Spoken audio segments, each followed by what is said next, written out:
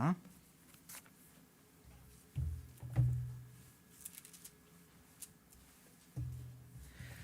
시편 115편 말씀을 봉독해 드리겠습니다.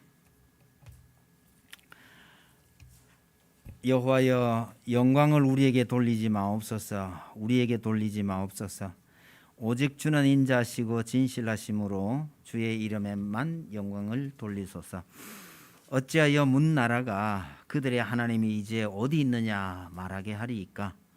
오직 우리 하나님은 하늘에 계셔서 원하시는 모든 것을 행하셨나이다. 그들의 우상들은 은과 금이요 사람이 손으로 만든 것이라. 입이 있어도 말하지 못하며 눈이 있어도 보지 못하며 귀가 있어도 듣지 못하며 코가 있어도 냄새나 맡지 못하며 손이 있어도 만지지 못하며 발이 있어도 걷지 못하며 목구멍이 있어도 작은 소리조차 내지 못하느니라. 우상들을 만드는 자들과 그것을 의지하는 자들이 다 그와 같으리로다. 이스라엘아, 여호와를 의지하라. 그는 너희의 도움이시요 너희의 방패시로다. 아론의 집이여, 여호와를 의지하라. 그는 너희의 도움이시요 너희의 방패시로다. 여호와를 경외하는 자들아, 너희는 여호와를 의지하여라. 그는 너희의 도움이시요 너희의 방패시로다. 여호와께서 우리를 생각하사 복을 주시되 이스라엘 집에도 복을 주시고 아론의 집에도 복을 주시며 높은 사람이나 낮은 사람을 막론하고 여호와를 경외하는 자들에게 복을 주시리로다. 여호와께서 너희를 곧 너희와 너희의 자손을 더욱 번창하게 하시기를 원하노라. 너희는 천지를 지으신 여호와께 복을 받는 자로다. 하늘은 여호와의 하늘이라도 땅은 사람에게 주셨도다. 죽은 자들은 여호와를 찬양하지 못하나니 적막한 데로 내려가는 자들은 아무도 찬양하지 못하리로다. 우리는 이제부터 영원까지 여호와를 송축하리로다. 할렐루야. 아멘. 오늘 설교 제목이 좀 너무 가벼워서 죄송합니다. 근데 본문을 읽으면서 받았던 느낌이 이보다 더 좋은 표현을 찾기가 좀 어려웠던 모양입니다. 이 시편 끝부분에 보면 죽은 자들은 여호와를 찬양하지 못하나니라는 이 구절을 보면서요, 살아있을 때 하나님을 찬양해라, 그런 느낌이 들었어요. 그래, 있을 때 자력하는 말이 상당히 낯이 익더라고요. 이게 어디에 많이 쓰인 말인가 싶어서 찾아봤더니 이런 제목의 노래도 있고 뭐 드라마도 있고요. 그다음에 이런 제목으로 쓴 글들이 굉장히 많이 있더라고요.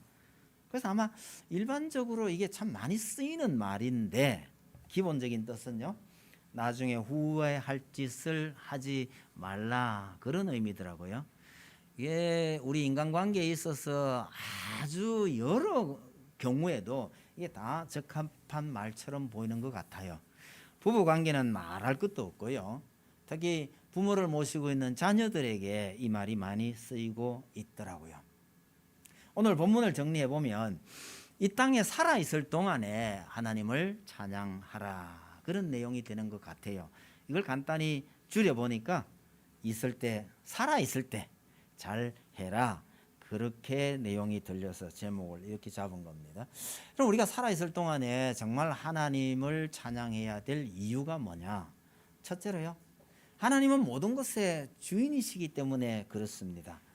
1절 2절을 다시 보시면 그 핵심이 뭐냐면요, 영광을 우리에게 돌리지 마옵소서 그러는데, 실제로는요, 하나님께만 영광을 돌리시옵소서, 이런 뜻이고요. 다른 말로 한다면 주님 홀로 영광을 받으시옵소서, 그런 말입니다. 2절을 보시면 어찌하여 문 나라가 그들의 하나님이 이제 어디 있느냐 말하게 하리까, 이러죠. 다른 어떤 신이라고 하는 존재가 하나님보다 더 영광 받는 일이 없도록 하옵소서, 그런 말입니다.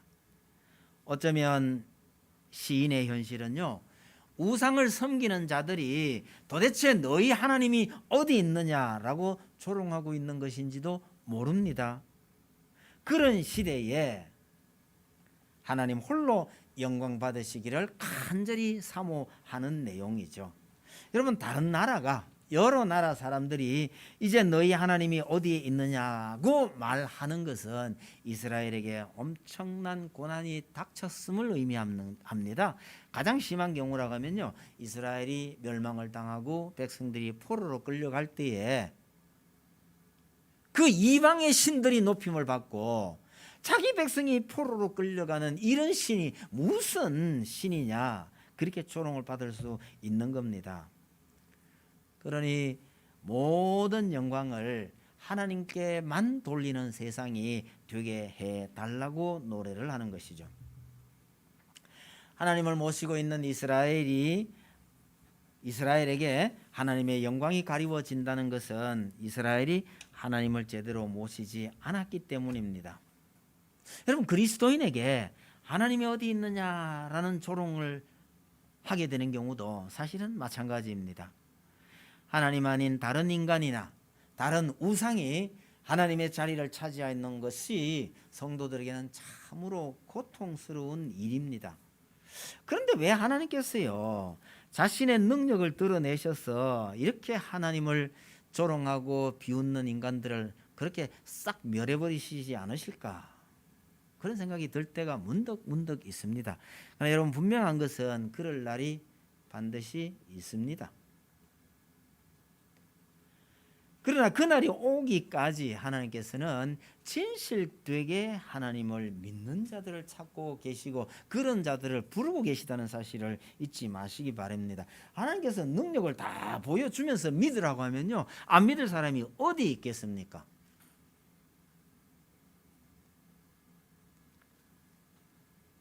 그런 하나님의 능력을 보여주지 않아도 믿을 사람을 하나님께서는 찾고 계시는 겁니다. 하나님은 어떤 분이십니까? 우리가 너무나 잘 알지만 잘 아는 얘기를 확인 한번 하고 지나갑시다. 3절, 오직 우리 하나님은 하늘에 계셔서 원하시는 모든 것을 행하셨나이다 라고 고백합니다. 여러분, 하늘에 계시다라는 것은요, 이 하늘이란 땅을 다 덮고 있는 하늘이란 뜻입니다. 다른 말로 하면 이 땅의 모든 것을 초월하시는 분으로서 원하시는 것을 다 행하시는 분이라는 뜻입니다.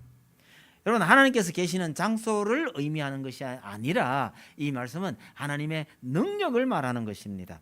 온 땅의 모든 것을 초월해 계시는 분께서 모든 것을 관장하고 계실 때에 땅에서 아무것도 하지 못하는 우상이 그 하나님의 영광을 누리는 일이 없게 해달라는 것이죠. 우상의 특징은 4절입니다. 그들의 우상들은 은과 금이요 사람이 손으로 만든 것이라. 하나님은 도무지 우상과는 비교할 수 없는 분이시니 하나님만 의지하고 하나님만 경배하라, 그렇게 말하면서 하나님과 우상의 가장 큰 차이를 아주 간략하게 만들었습니다. 우상은요, 사람이 만든 거예요. 아무리 좋은 재료, 은이나 금으로 만들었다고 해도 이건 사람 손으로 만들어진 거예요. 반대로 하나님은요, 모든 것을 만드신 분이라고 말합니다. 그러니 하나님께서 하나님의 형상을 절대로 어떤 모양으로 만들지 말라고 당부하셨습니다. 왜요? 어떤 것을 끌어대도 이 모든 것을 창조하신 하나님을 표현할 수 없으니까 그렇죠. 그러면서 전 참 재밌는 말이 8절입니다. 우상들을 만드는 자들과 그것을 의지하는 자들이 다 그와 같으리로다. 우상과 같을 것이다, 그런 얘기죠. 우상을 만든 사람이 우상과 같이 되라는 것은 조롱입니다. 우상과 같이 된 사람을 좋게 말하면 식물인간이죠. 반면에 하나님은요, 9절, 10절, 11절에서 계속 반복되는 것이요, 그는 너희의 도움이시요 너희의 방패시로다, 그렇게 표현합니다. 얼마 전에 제가 이 표현을 가지고 설명했던 적이 한번 있네요. 축구에 비긴다면요, 공격과 수비에 다 능하신 분이에요. 반면에 우상은요, 뛰지도 못하고 운동장에 그냥 떨어져 있는 인형 같은 존재입니다. 우상은 아무것도 못하지만 하나님은 천지를 지으신 분이시다. 하나님이 모든 것의 만물의 주인이시라는 이야기입니다. 여러분, 우리가 인생살이 하면서도 한번 생각해 보세요. 쥐꼬리만한 권력을 지닌 자에게도요, 얼마나 잘해야 되는지 모릅니다. 잘 보여야 하는지 몰라요. 정말 인간 세상에 그런 것들을 참 많이 봅니다. 그 권력이라 해봐야, 가진 거라고 해봐야 진짜 별거 아닌데도요, 그런 사람만 둘이 잘 보여야 될 때가 참 많아요. 그럼 하물며 절대 권력을 지닌 하나님께 우리가 어떻게 해야 되겠느냐? 우리가 간이 좀 커서 그렇지요. 생각을 해보면 정말 하나님께 우리가 어떻게 해야 될지 한 번씩 생각은 해야 될 거라고 저는 생각합니다. 히브리서 12장에요. 우리 육신의 아버지가 우리를 징계하여도 공경하였거늘 우리를 징계해도 공경하지 않느냐? 그렇다면 하물며 모든 영의 아버지께 더욱 복종하며 살려 하지 않겠느냐? 그렇게 말합니다. 여러분, 우리는 우리가 섬기는 하나님이 절대 주권자이시며 만물의 주인이시라는 것을 한순간도 잊어서는 안 됩니다. 하나님은 창조주십니다. 그 말은요, 만드신 분이 마음에 안 들면 전부 부셔버리고 다시 만드실 수 있는 분이라는 말의 의미가 포함되어 있잖아요.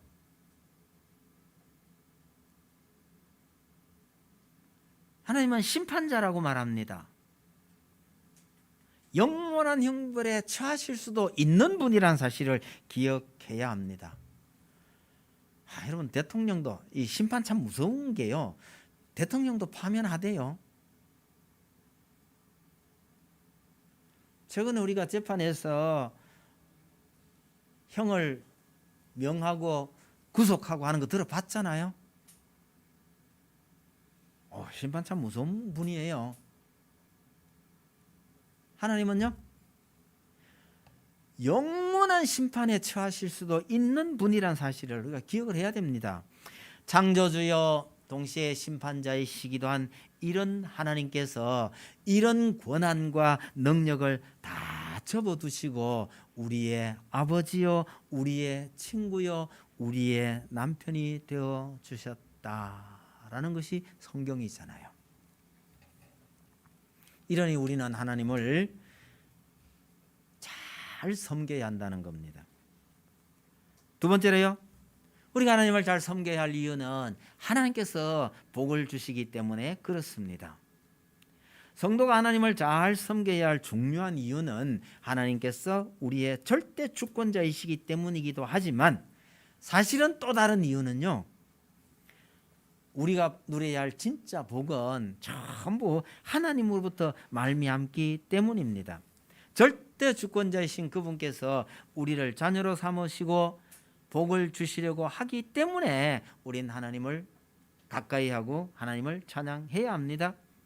많은 복이 있겠지만 그 중에서 하나님께서 중요하게 여기시는 복이 자손의 번창인 듯 합니다. 여러분, 자손의 번창이 복인가 한번 생각해 볼 필요가 있어요. 이스라엘이 가장 번창하던 때와 정말 고난받을 때의 인구가 얼마였는지를 한번 생각을 해봅시다. 이스라엘이 가장 번성하던 때가 다윗의 때예요. 130만이라는 표현도 있고 157만이라는 부분도 있습니다. 두 군데가 숫자가 약간 차이가 나요. 출애굽 때와 비교한다면 두 배를 넘고 역대기에 나왔는 157만으로 생각을 해보면 약 6배예요. 3배입니다. 그렇게 다윗 때 인구가 번창을 했었는데 세월이 많이 흐른 후에 포로로 잡혀갔다가 귀환할 때 돌아온 숫자는 5만밖에 안 됩니다. 그렇다면 이 숫자는 겨우 명맥을 이어가는 정도입니다. 그것은 그만큼 이스라엘이 복받을 짓을 하지 않았다는 뜻이 되기도 하죠. 이스라엘이 하나님의 말씀대로 순종하지 않았다가 그만 번창할 때도 있었지만 이 숫자가 크게 쪼그라들었을 때도 있었는데도 불구하고 하나님께서는 아브라함에게 약속하신 대로 자손을 하늘의 별과 같이 바닷가의 모래같이 많게 하셨습니다. 우리가 잘 아는 대로 영적인 후손들을 많이 만드셨다는 이야기죠. 여러분, 지독하게 말을 듣지 않는 이 이스라엘을 징계를 반복하시면서도요, 끝내 그 약속을 이루셨습니다. 그렇게 구원 역사를 이끌어 오신 하나님께서는 오늘 우리도 그렇게 인도하고 계신다는 겁니다. 우리를 부르셔서 우리를 자녀로 삼으시고 반드시 아름다운 하나님의 나라를 이루실 것입니다. 하나님은 그런 계획을 갖고 계셔요. 그런데 우리는 하나님의 이런 복보다가는요, 후손들이 번성해서 하나님의 나라를 이루는 이런 복보다가는 우리가 살고 있는 이 땅에서 우리가 직접 누릴 복에 관심이 더 많은 거죠. 달리 표현하면 하나님께서 영적인 하나님의 나라를 이루시려고 하는데 우리는 사실 이 땅에서 누릴 물질에 관심이 더 많을 때가 사실은 참 많습니다. 여러분, 하나님께서 후손에게 복을 주시겠다고 자꾸 말씀하셔요. 우리가 하나님을 잘 섬기면 우리 후손들이 복을 누리게 된대요. 이것이 하나님의 뜻이라는 거예요. 여러분, 이런 말씀도 자꾸 물질, 우리가 살아 생전에 누릴 수 있는 재물의 복보다가는 하나님께서 원하시는 복이 무엇인가를 우리 중에는 그렇게 혼돈하실 분이 안 계실 거라고 생각합니다만은 어쨌든 이런 어떤 물질적인 유산을 물려줄 것이 아니라 사실은 하나님께서 말씀하시는 이런 복을 물려주어야 합니다.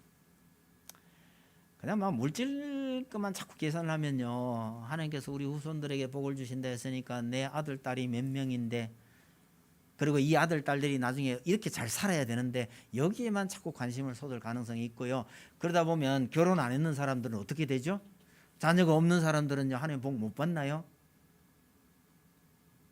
하나님께서 후손의 복을 이야기하실 때 그 후손의 복의 가장 중요한 부분은 영적인 후손을 말하고 있다는 사실을 기억을 하실 필요가 있죠.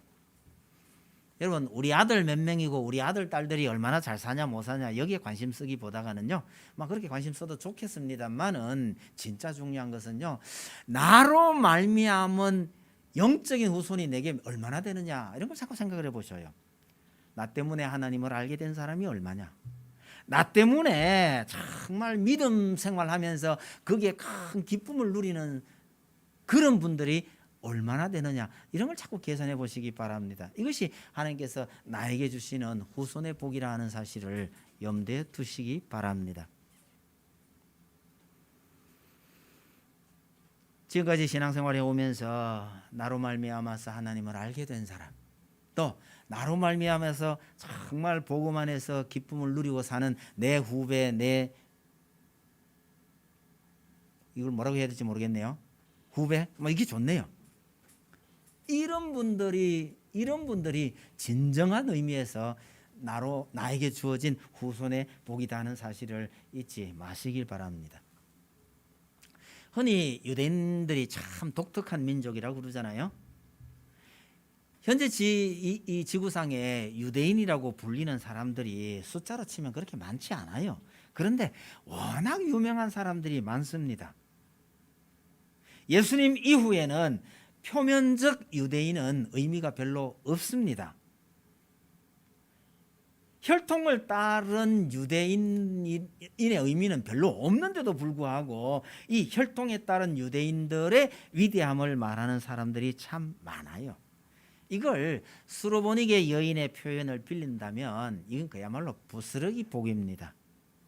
지금 이 땅에 있는 진짜 혈통에 따른 유대인들이 참 복이 많다라고 말할 때 그 복은 부스러기 복에 지나지 않는다는 거죠. 여러분 부스러기 복이 그 정도일 것 같으면요, 새로운 유대인, 믿는 성도가 누릴 복은 도대체 얼마나 대단한 것일까 한번 생각해 볼 필요가 있습니다. 우리 성도가 하나님으로부터 받게 되는 복이 얼마나 큰 복인가를 늘 기억을 하면서 즐겁게 사시기를 바랍니다. 이 땅에서 좀 구차하고 어렵게 산다는 거요, 생각만 바꿔보면 실제로는 우리가 굉장히 큰 복을 누리며 삽니다.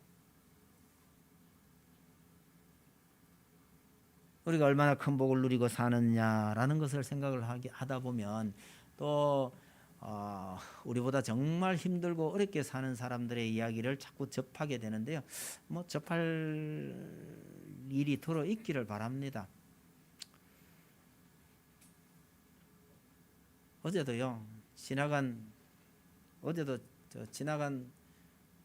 텔레비전 프로그램 이름 뭐더라? 세상에 이런 일이, 그걸 보면서 제가 거의 울다시피 했는데요. 30 몇 살밖에 안 된 젊은 여자인데요. 이 얼굴에 이게 그걸 뭐 섬유종이라든가요, 혹이 이렇게 자라나 가지고요. 정말 보기 힘들더라고요. 저게 얼마나 고통스럽고 얼마나 힘든 일일까.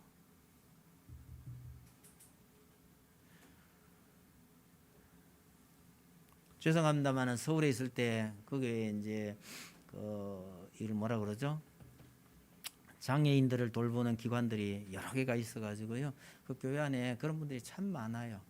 여러분 사실은 우리 주변에요, 이런 분들이 굉장히 많아요. 재밌는 얘기는 이런 거예요.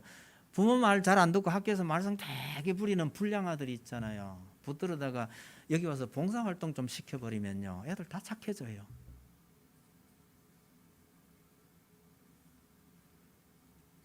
그런 사람들을 옆에서 돌보고 도와주면서요, 내가 얼마나 복된 사람인가를 알게 된다는 이야기죠.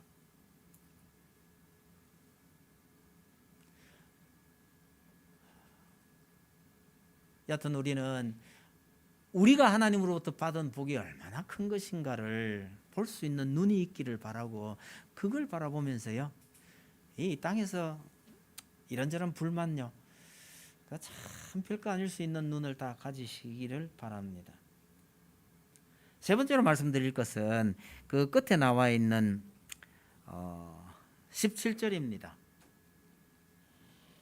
죽은 자들은 여호와를 찬양하지 못하나니라는 이 말씀을 보면서요, 여러분 우리가 살아생전에 하나님을 찬양하는 삶을 살아야 되겠다, 그런 생각을 해봅니다. 16절 한번 보셔요. 하늘은 여호와의 하늘이라도 땅은 사람에게 주셨도다, 이러죠.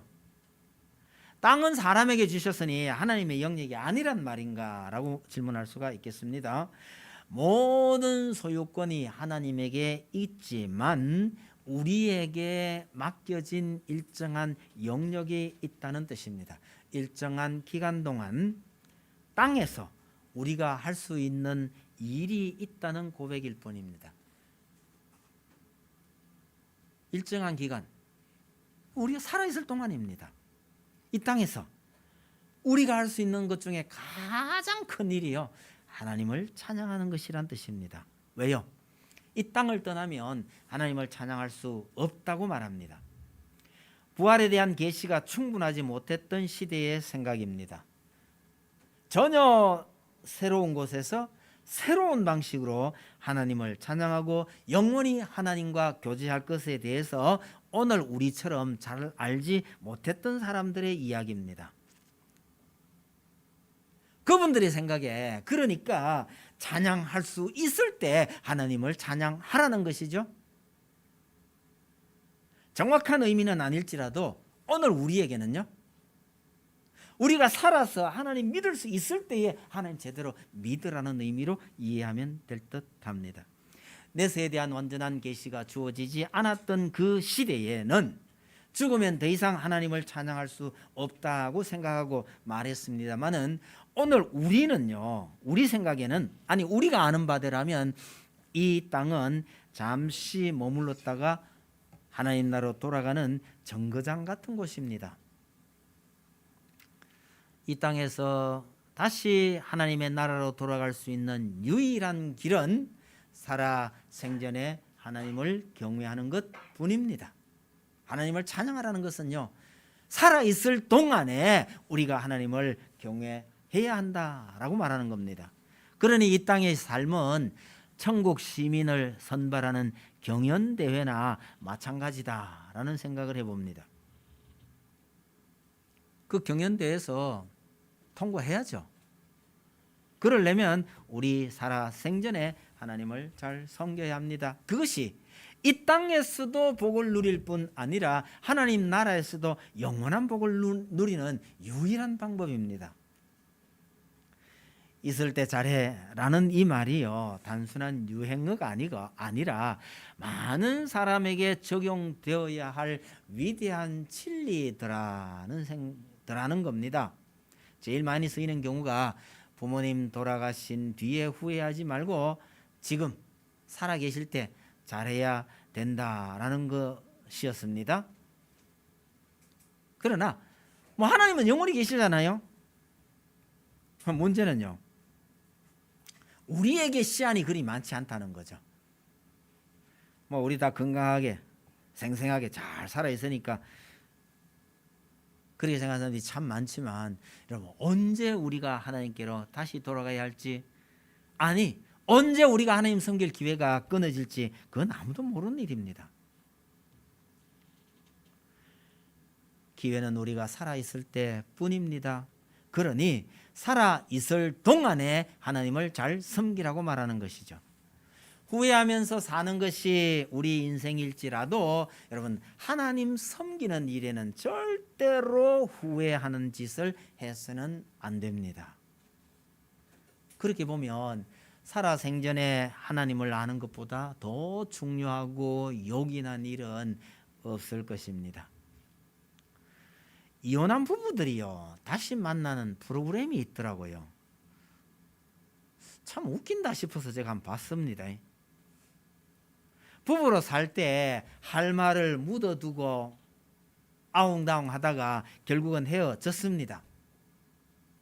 그런데 방송국 사람들 때문에 다시 만나가지고요, 그때 하지 못했던 말을 하게 되고 서로 이해를 하게 되니까 본인들뿐만 아니라 곁에서 그걸 지켜보는 사람들도 정말 안타깝게 만들어버리더라고요. 그때 왜 그랬지? 이런 말, 또 왜 그 말 한마디를 그때는 안 했을까? 이러면서 참 안타까운 장면들을 연출하고 있더라고요. 그러면서 다시 결합할 수 있는 것처럼 보이기도 하던데 그렇게 된 커플이 있는지는 잘 모르겠습니다. 그 프로그램을 보면서 제가 참 많이 느껴지는 게 그거예요. 헤어진 이후에 할 수 있는 그 말을 헤어지기 전에는 왜 안 했을까라는 거죠. 우리 사람들에게는 그런 측면이 있나 봐요. 그러니 있을 때 잘해라는 말이요, 사람들 사이에 정말 진리에 가까운 말씀이라고 한다면 여러분, 하나님께는 더욱 그렇지 않겠는가, 그렇게 생각해 봅니다. 그럼 훗날 하나님 나라에서 우리가 하나님께 못할 리가 없잖아요. 우리가 하나님 나라에 가서는요, 하나님께 정말 잘할 겁니다. 그러기 위해서는 이 땅에 있을 때 하나님을 잘 섬겨야 합니다.